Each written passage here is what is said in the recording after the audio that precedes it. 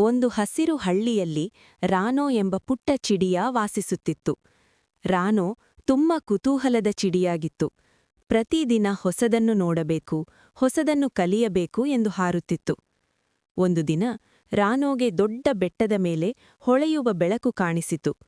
ಅಲ್ಲಿ ಏನಿರಬಹುದು ಎಂದು ಯೋಚಿಸಿ ರಾನೋ ಧೈರ್ಯವಾಗಿ ಹಾರಿತು. ಮಾರ್ಗದಲ್ಲಿ ಅದಕ್ಕೆ ಮೇಕೆ, ಮೊಲ, ಹಸುವು ಸಿಕ್ಕವು.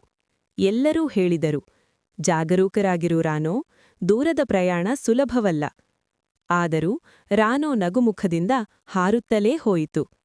ಬೆಟ್ಟದ ಮೇಲೆ ತಲುಪಿದಾಗ ಅಲ್ಲಿ ಒಂದು ಸುಂದರ ಹೂವಿನ ತೋಟ ಕಂಡಿತು. ಆ ತೋಟದಲ್ಲಿ ಬಣ್ಣ ಬಣ್ಣದ ಹೂಗಳು, ಸಿಹಿ ಗಾಳಿ ಮತ್ತು ಸಂತೋಷದ ಹಕ್ಕಿಗಳಿದ್ದವು. ರಾನೋ ಅಲ್ಲಿ ಒಂದು ಹೂವಿನ ಬೀಜವನ್ನು ತೆಗೆದುಕೊಂಡು ತನ್ನ ಹಳ್ಳಿಗೆ ಹಿಂತಿರುಗಿತು. ಹಳ್ಳಿಯಲ್ಲಿ ಆ ಬೀಜವನ್ನು ನೆಟ್ಟು, ನೀರು ಹಾಕಿ ಶ್ರಮದಿಂದ ಬೆಳೆಸಿತು. ಕೆಲವು ದಿನಗಳಲ್ಲಿ ಆ ಬೀಜ ದೊಡ್ಡ ಹೂವಾಯಿತು. ಹಳ್ಳಿಯ ಎಲ್ಲರೂ ಖುಷಿಯಾದರು.